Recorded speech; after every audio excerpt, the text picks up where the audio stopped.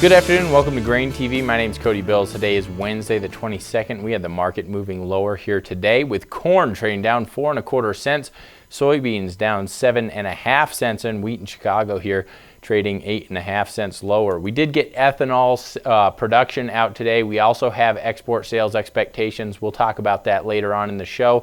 But before we get into that, we're going to take a quick look at the chart, any sort of damage done, and we'll also look at a headline that came out here this morning. First of all, the headline, 120,000 metric tons of soybeans was sold to China for new crop delivery, so that was nice to see. What we know about new crop sales for soybeans, corn, and wheat, all of them are lagging here. Corn and soybeans really lagging somewhere around 55 to 56% of what that 4-year average is in terms of new crop sales during this time of the marketing year. So we're really needing to see additional sales. So this nice 120,000 metric ton sale for China or to China here is nice, especially when you couple that with 110,000 metric ton U.S. soybean sale to unknown destinations that came out yesterday. So both of those are relatively positive, but not enough to lift the market. Let's take a look at the December daily corn chart. You'll notice today we printed a low of 410, and we're really not that far away from the 50% retracement. When you draw a trend or a retracement level from the lows that we were back there on in June, and then the highs up there July 14th, you'll notice that that we're very close to that 50% retracement.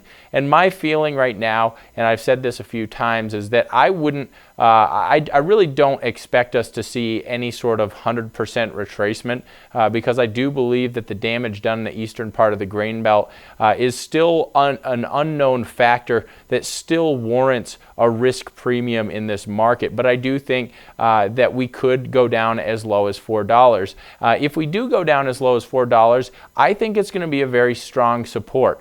Keep in mind that there's the 100-day moving average. It's also the 62% retracement. It's also that big whole number, $4, which I think will provide some sort of support if we get down around that level. But before we do, we'll have to pass through that 50% retracement, and I would suspect that that would also provide a little bit of buying support here in the days to come. But in general, my feeling is we'll probably chop sideways, maybe drift a little bit lower here as we move toward the August report, unless there's any sort of major change in the weather outlook. Right now, the weather outlook is relatively positive for overall crop development here in the U.S. When you look at the November daily soybean chart, you'll notice that we do have resistance up there around 1030 and 1040, but we're not trading up there right now. Right now we're on the lower side of this consolidation pattern.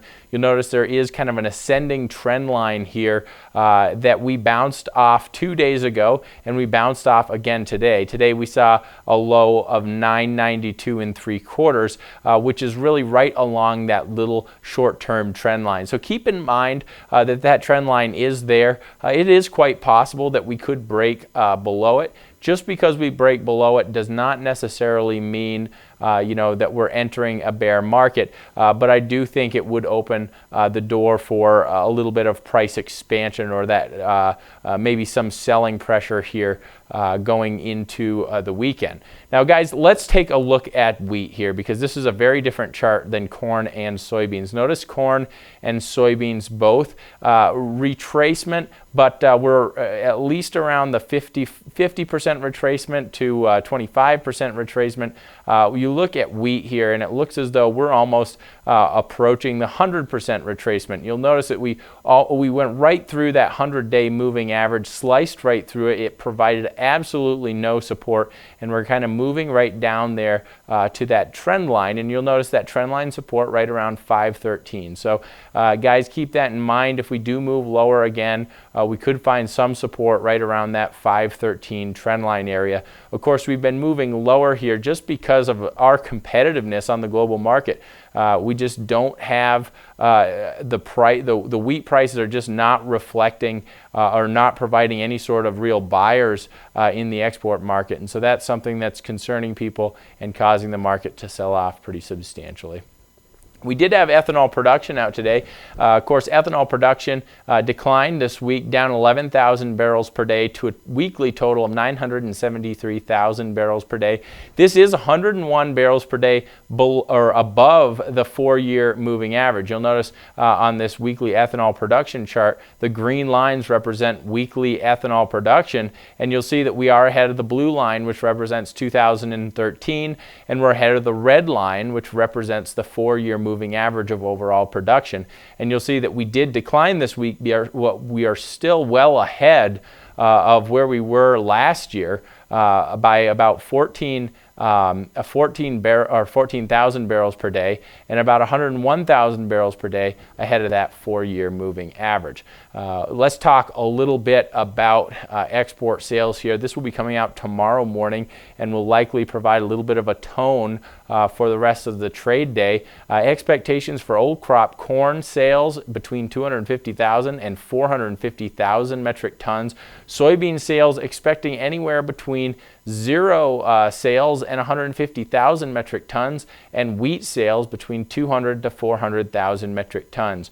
When you look at new crop here, expectations for corn range between 300 to 500,000 metric tons, and soybean expectations range between 300 to 550,000 metric tons. Guys, that pretty much wraps up today's show. We're going to want to continue to pay very close attention to the weather outlook. It seems as though weather forecasts are really favoring the fact that we stay in El Nino through the end of the year.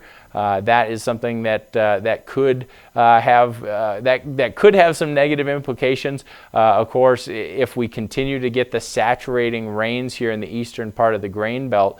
But right now, the 10-day weather outlook really seems to favor a drier weather pattern there in the eastern part of the grain belt, allowing some of that moisture to kind of evaporate and some of the excess moisture to just kind of burn off here. So it's going to be interesting to see where we go from here. But like I said, barring any major changes in weather, I wouldn't be surprised if we trade sideways to slightly lower here going into that August WASDE report. Thanks a lot for tuning in. If you have any questions about what we talked about today, please give the office a call. The number is 877-472-4607. I look forward to hearing from you. We'll see you here on Thursday. We'll go over the export sales report.